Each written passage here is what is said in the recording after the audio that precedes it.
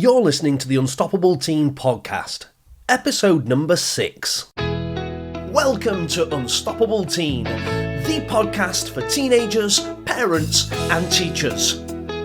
My name is Kevin Mincher.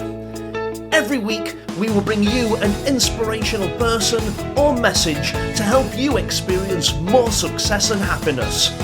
Thanks for hanging out with us. Let's get this party started.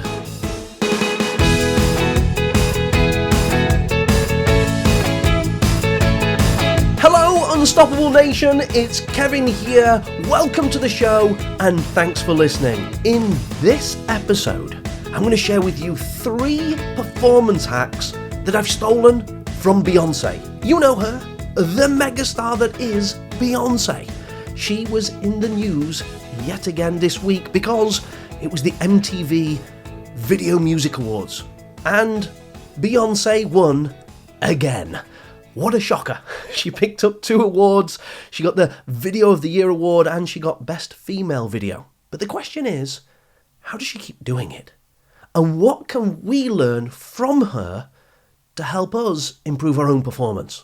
It may be that you have aspirations to become successful like her in the future. Maybe you want to work in the entertainment industry. Maybe you want to be a performance artist like her, sing and dance or act.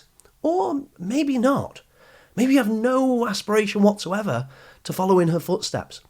But I believe that it's possible that you could learn some of her strategies, take them, and apply them in your own life to improve your grades in school and to achieve any goal that you might have. I want to share 3 of her performance strategies with you in this episode.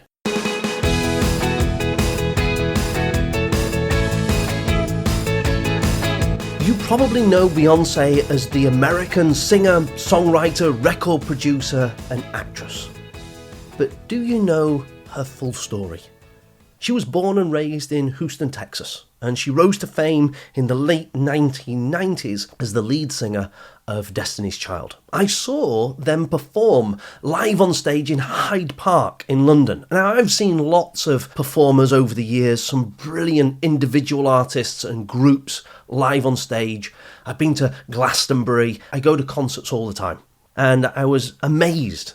Quite simply, they were awesome. I don't use that word regularly. Literally, when Destiny's Child came onto stage in Hyde Park all those years ago, they raised the bar and they set a new standard for live performances. It was brilliant. And I've keenly followed Beyoncé's career since that point. She turned into a solo artist in 2003, and it was shortly thereafter that Destiny's Child as a group sort of disbanded. And the girls became friends but no longer performed together anymore. As well as singing, of course, Beyoncé turned a hand to acting. And I don't know if you've seen the movie Dreamgirls, but I love that film. And in fact, she got a Golden Globe nomination for her performance in that film, which took place all the way back in 2006. It's like 10 years ago. Where did that time go? I don't know. She performed in other movies as well. I don't know, did you know this? I was doing some research and it shocked me to discover that Beyoncé has sold over 100 million records. What? 100 million records as a solo artist and a further 60 million records as part of that group of Destiny's Child. That makes her one of the best-selling music artists of all time. The accolades don't stop there. She has won 20 Grammy Awards over the years and is the most nominated woman in the history of the awards. She is also the most awarded artist of all time in the MTV Video Music Awards. In fact, outside the music industry, Time magazine listed her as one of the 100 most influential people in the world in 2013 and in 2014, and Forbes magazine listed her as the most powerful female in entertainment in 2015. Of course, in the real world, away from stage and screen, she's married to Jay-Z, the rapper, and she's a very proud mother. So how does she do it all? How on earth can one human being achieve so much in just one lifetime? What are the techniques? What are the strategies that she used not just to get to the top, but to stay there for so long. You see, the fact is, it has not been plain sailing. At various times, going all the way back to her teenage years and through her adult life, there have been regular problems that have showed up. Some of the problems you and I would have experienced, and some would be unique to her because she's so famous and lives in the public eye so much. So it hasn't been plain sailing, there's been obstacles to overcome. And I want to give you 3 different performance hacks that she's used to get to the top and stay there that you could use to improve your success and happiness too. Before we get there, I want to invite you to send me your questions about the problems that you face. In future episodes of the podcast, I want to answer your questions. If there's something that you're struggling with, like Beyoncé has struggled, and there's an issue and you kind of don't know how to solve that problem. You know, maybe you're struggling in school, maybe you're getting bullied, maybe there's a challenge in one of your relationships, maybe you keep fighting with somebody at home, maybe you don't feel like you're on top of your game when it comes to your health or your energy. I don't know. I want to create podcast episodes that answer your questions. And I don't want to guess what problems you're experiencing. I want to know exactly what problems you're experiencing so we can answer your questions. So via social media, please send me your questions. You know, the usual places: Facebook, Twitter, Instagram, @unstoppableteen. Send me a message or send me an email. You know, you can email us via the website, info@unstoppableteen.com. Send those emails in, send us your questions, and I'll be sure to answer them in the future.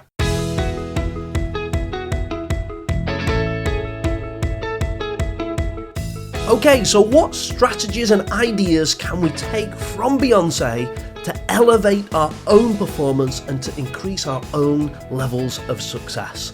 Let's start with performance hack number 1, which is all about brave innovation. If you look at Beyoncé, every year she's constantly trying to improve upon what she did the year before. It's not like when she was in Destiny's Child, she found one formula for writing a song and a music video, and she keeps churning out the same thing over and over again. If you listen to her first album and then listen to her second album, you'll notice it's different. If you then listen to a third album and a fourth album and all the way through to her latest album, which at the time of this recording is called Lemonade, you'll see that she's constantly being innovative and creative and finding different ways to entertain us. She doesn't always have the same dance routine, and then on the next performance the same dance routine, and then on the next tour the same dance routine. She's constantly being innovative, and that means she needs to be brave, because it's so easy to stay inside your comfort zone and follow along with the crowd. Oh, well, that's what we did last year, so that's what we'll do this year. That's what everyone else is doing, so that's what we'll do. No. The reason why she wins so many Grammy Awards and Video Music Awards is because she's constantly raising the bar. She doesn't follow the crowd. She trusts her own imagination, her own creativity. And she's prepared to take risks. And it's by taking those risks and being innovative that she's able to raise her performances and stay at the top. Now, this isn't easy. I mean, can you imagine being in a band with your closest friends and then deciding to walk away from it? That's not easy. When that band that you were with had sold out international tours and sold 60 million records, and you got all this success, and you decide, I'm going to take a risk, I'm going to be brave, and I'm going to go it on my own. That's not easy. And then when she went on her own and she got success, her father was her own manager, and she then after a while decided to split from her father. Not as in, you're not my father anymore, that'd be ridiculous, but to no longer have her father as the manager of her career, and she decided to manage her own career. So she was constantly being brave, and she was constantly seeking ways to change and innovate and improve the things that she was doing. I think it's relatively easy to succeed once, but it's really hard to stay at the top over a long period of time. I mean, anybody can pass one test or exam in school, but can you do that in multiple subjects, and can you do that year after year after year? Anyone can succeed in one job interview and get the job, but once you've got the job, can you consistently keep performing at your best in that job and get the results that the company hired you to get? Anybody can ask somebody out on a date and get a date, but staying in a happy and successful and fulfilling relationship over the longer term, that's harder. So hack number one, and I encourage you to be this as well, is what got Beyoncé to the top was about brave innovation. And I want to encourage you to be brave in school this year and to innovate in school this year. Don't just follow the crowd. Most people are underachieving. Be prepared to try different learning techniques. Be prepared to hang out with different people. Be prepared to do things in different ways, and it's that will elevate you to a whole new level.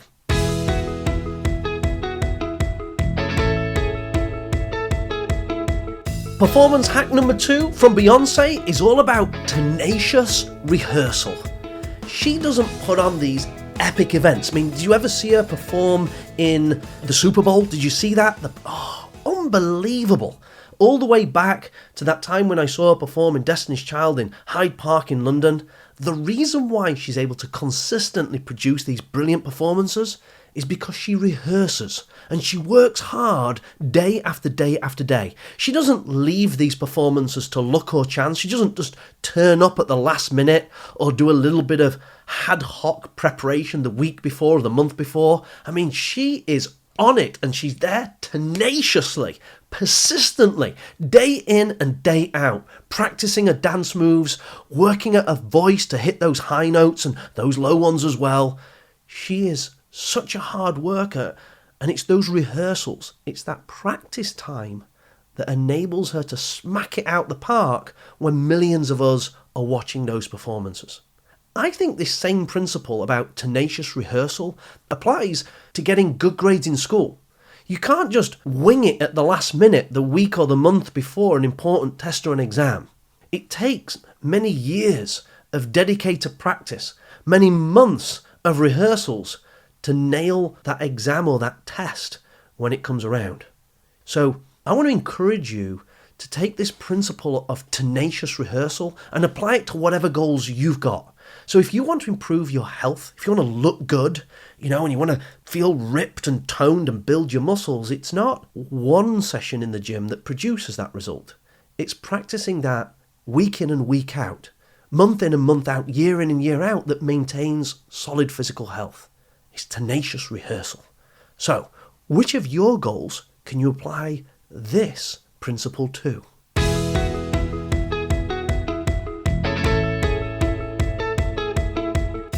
The third performance hack that we're going to take from Beyoncé is my favourite one. It's why I saved it to last. And it's what I call game head. You might be thinking, what the heck is game head? Right? Here's what I mean. The person that you meet off stage is rarely the same person that you meet on stage. And this is not just about Beyoncé, although Beyoncé is a master at it. Did you know Beyoncé has created this character? She calls it her alter ego, and she calls it Sasha Fierce. Have you heard this? If not, it's actually the name of her third album. So in interviews, Beyoncé talks about how she has to put herself into a certain mode where she's really confident, where she comes across all powerful and certain, and she's got all this energy. And that character she calls when she's on stage is what she calls Sasha Fierce. Now, when Beyoncé comes off the stage at the end of her performance, she doesn't stay in that Sasha Fierce mode where she's energetic and hyper and confident and certain, puts on this epic entertainment event. If she then sat down with her friends and she was in that same zone, right, and she was hanging out with her husband in that same zone and she took care of her child in that same zone, it'd be too much, too often. I found this in my own performances. How I am when I'm on stage presenting a motivational seminar in a school is not the same way that I conduct myself when I'm hanging out at home with my friends, with my parents, or just, chilling out. I actually first learned this idea of game head from an old football manager of mine called Dave Bassett. People talked about Dave having different heads. So in 1 minute, he could be like one of the lads laughing and joking. And then when it came to game day, when it was time to go and perform at your best and go and win in a match against the competition, it was like he switched heads and he had this serious mode where he was on it and he was focused and he had this attention to detail and it was all about performing well and winning. And then the moment the game finished, he'd go back into laughing and joking in this light-hearted mode. I remember hanging out with Vinnie Jones. You remember him? He used to be a professional football player, but he then became an actor in Hollywood. One of his movies that he was in was called Lock, Stock and Two Smoking Barrels. He was also in Swordfish. If you didn't see them, I really recommend them. Usually, Vinnie plays the bad guy. I remember when I was 14 years of age, I was at Sheffield United. I was one of the young players and he was in the first team. And we were hanging out at the training ground.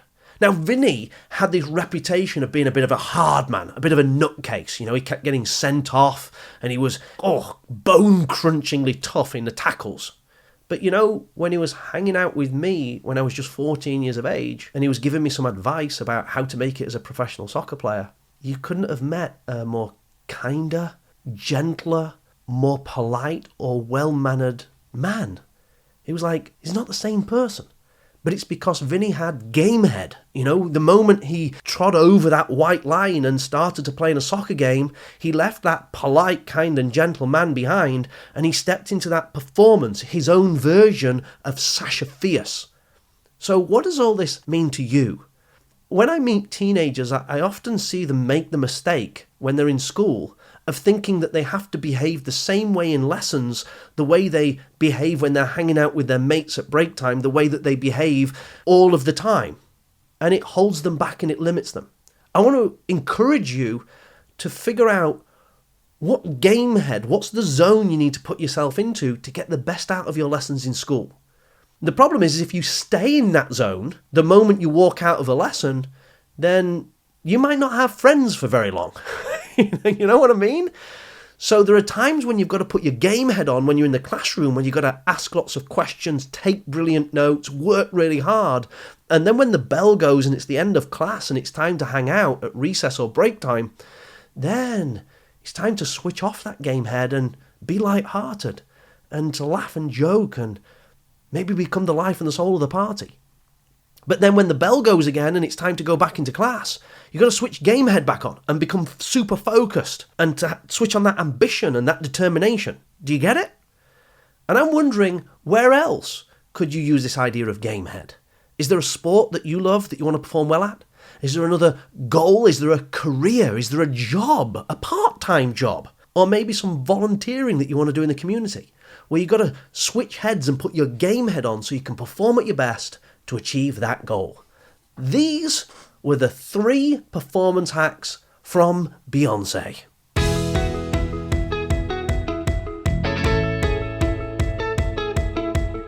Number 1, I encourage you to bravely be innovative. Number 2, have tenacious rehearsal. And 3, put on that game head when it comes to the time when you need to be focused and perform at your best. These 3 performance hacks that Beyoncé uses to raise her game and succeed, and that I use also, are just a handful, a mere introduction to the kinds of strategies that successful people use. You may or may not know that I recently wrote a new book called The Ultimate Youth Lifestyle. It's such a quick read, it only takes you about an hour, maybe an hour and a half. It's 60 pages, but they are packed with the principles and the strategies that we use to help young people perform at their best. And I've shared this book online for free. So if you go to unstoppableteen.com/ultimate, you'll be able to read the whole book online for free. Of course, if you want to, you can order a paperback copy of the book and we'll happily ship it to you. In the book, I share the 7 steps that Richard Branson, David Beckham, and Beyoncé use to achieve more and to experience more happiness. These are the exact same 7 steps that I share with teenagers through my seminars in schools and through one-to-one sessions. So I encourage you to go to that website now, unstoppableteen.com/ultimate, and learn the 7 steps that you can take to elevate your performance, your success, and your happiness to a whole new level. I'm aware that school is coming back in for many young people, particularly in the Northern Hemisphere, in Great Britain, in the United States. It's the end of the summer, and many people are heading back to school. So in upcoming episodes, I want to share some hints and tips and some ideas that you can use to get better grades in school. So stay tuned for that. If you enjoyed this episode, be sure to click the subscribe button on iTunes or indeed on SoundCloud, and that way you never miss an episode of the Unstoppable Teen podcast ever again. Please, if you think that this would be useful, if you know a Beyoncé fan, or for that matter, any teenager that would value some insights that would help them achieve more, share this episode with them. And I'd really appreciate it if you enjoyed this episode. Please give us a 5-star review on iTunes and on SoundCloud, because that will help us attract more listeners and spread the word.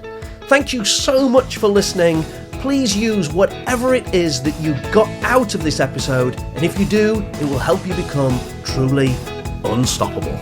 Thanks for your time here. Bye for now.